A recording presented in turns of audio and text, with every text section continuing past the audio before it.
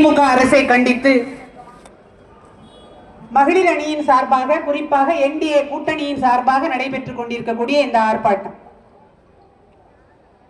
மாநில தலைவர் மரியாதைக்குரிய எல்லோரோலும் அன்பாக பண்ணையார் என்று அழைக்கக்கூடிய மரியாதைக்குரிய சகோதரர் நயனா நாகேந்திரன் அவர்களினுடைய வழிகாட்டுதலின் பேரிலே இந்த ஆர்ப்பாட்டமானது இன்றைக்கு தமிழகம் முழுவதிலுமாக நடைபெற்றுக் கொண்டிருக்கின்றது. இந்த ஆர்ப்பாட்டத்தை ஏற்பாடு செய்த 2 மாவட்ட தலைவிகள், மரியாதைக்குரிய பிரேமச்சந்திரா அவர்களும் மரியாதைக்குரிய நித்யா அவர்களும், இந்த ஆர்ப்பாட்டத்திற்கு தோளோடு தோள் சேர்க்கும் விதமாக நம்மோடு இணைந்து நடத்துவதற்கு உறுதுணையாக இருந்த 2 மாவட்டத்துடைய தலைவர், மரியாதைக்குரிய முத்துப்பல்வேசன் அவர்களும் மரியாதைக்குரிய தமிழ்செல்வன் அவர்களும், இந்த ஆர்ப்பாட்டத்தில் கலந்து கொண்டிருக்கக்கூடிய முன்னாள் மாநில மகளிர் அணி துணைத் தலைவர் மரியாதைக்குரிய தீபா அவர்கள், பேரன்பாடியை சார்ந்த மகளிர் நிர்வாகிகள், பேரன்பாடியை சார்ந்த சகோதரர்கள், நீங்கள் அனைவரும் இந்த ஆர்ப்பாட்டத்திலே அன்பாக கலந்து கொண்டிருக்கின்றீர்கள். எப்படியாவது தமிழகத்தை விட்டு இந்த திமுக அரசாங்கத்தை விரட்டி விட மாட்டோமா அப்படிங்கக்கூடிய ஒரு மிகப்பெரிய கனவோடு இங்கே வந்து கலந்து கொண்டிருக்கக்கூடிய உங்கள் அத்தனை பேருக்கும் அன்பின் வணக்கங்களை தெரிவித்துக் கொள்கின்றேன். அருமை சகோதர சகோதரிகளே, வந்தாரை வாழ வைக்கும் தமிழகம், அப்படிதான் நாம சொல்லியிருக்கோம்.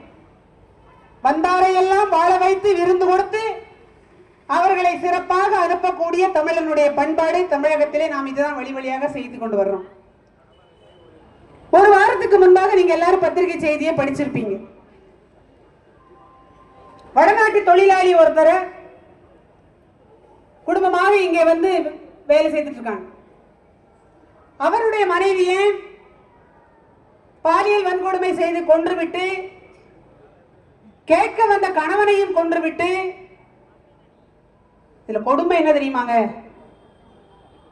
2 வயசு குழந்தைங்க, 2 வயது குழந்தை. அந்த குழந்தைய கால வாரி கல் அடிப்பாங்கன்னு சொல்லுவாங்கல்ல, அப்படி அந்த குழந்தைய அடிச்சு கொண்டுட்டான்.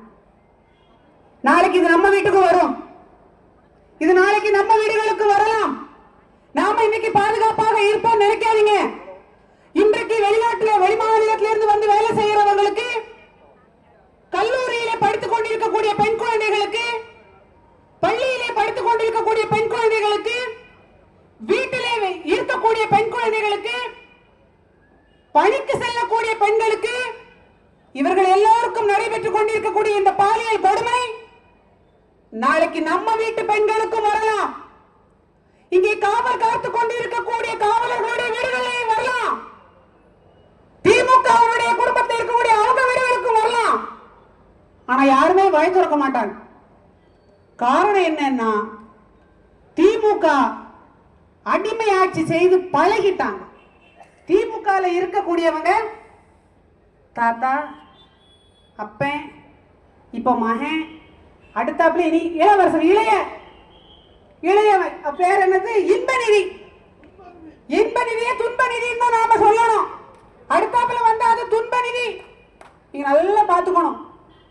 எப்பவுமே அவங்க வீட்டுல அப்படியே நிதி நிதின்னு தான் பேர் இருக்கும். கருணாநிதி, உதயநிதி, இன்ப நிதி, தப்பி தவறி நம்ம முதலமைச்சருக்கு மட்டும் ஏதோ பேரை மாத்தி வச்சுட்டான். எல்லா நிதி அவங்களுக்கு அதுலதான் மோகம், கண்ணே அதுலதான். இப்ப கூட பட்ஜெட் முடிஞ்சது. நமக்கு பட்ஜெட்ல என்ன பட்ஜெட் தெரியும், நமக்கு தெரியும். அனைத்து தரப்பு மக்களுக்கும் அழகான வாழ்வாதாரத்தை கொடுக்கக்கூடிய அருமையான பட்ஜெட் இன்னைக்கு நம்மளுடைய மரியாதைக்குரிய நிர்மலா சீதாராமன் அவர்கள் போட்டிருக்காங்க. ஆனா நேற்றுக்கு 2 நாளைக்கு முன்னால ஒரு கனிமொழி அம்மா ஏதோ ஒரு மேடையில பேசுறாங்க. என்னவோ அவள்னாங்க, ஊமின்னாங்க, என்னெல்லாமோ சொல்றாங்க. காசு வரல, காசு வரல, காசு வரல, மோடி காசு தரல. எனக்கு 16 வயது நிலை படம் ஞாபகம் வருது. ஆத்தா வையும் சந்தைக்கு போகணும் காசு கொடு, ஆத்தா வையும் சந்தைக்கு போகணும் காசு கொடு. யாரு கேப்பா? சப்பானி. சப்பானி கேப்பாரு. இதே போலதான் தமிழ்நாட்டு அரசாங்கம் மோடியை பார்த்து என்ன கேக்குது, தமிழ்நாட்டுக்கு நிதியை கொடு, நிதியை கொடுன்னு கேட்கக்கூடிய சப்பானி அரசாங்கமாக இந்த திமுக அரசு திரும்பிட்டு இருக்கு. அரசாங்கம் வேறு சப்பானி அரசாங்கம். அதே மாதிரிதான் இருக்கு. அப்ப இன்றைக்கு தமிழகத்தினுடைய சூழ்நிலை என்ன? எங்க பார்த்தாலும் இந்த பாலியல் கொடுமைகள் எப்படி நடக்குது?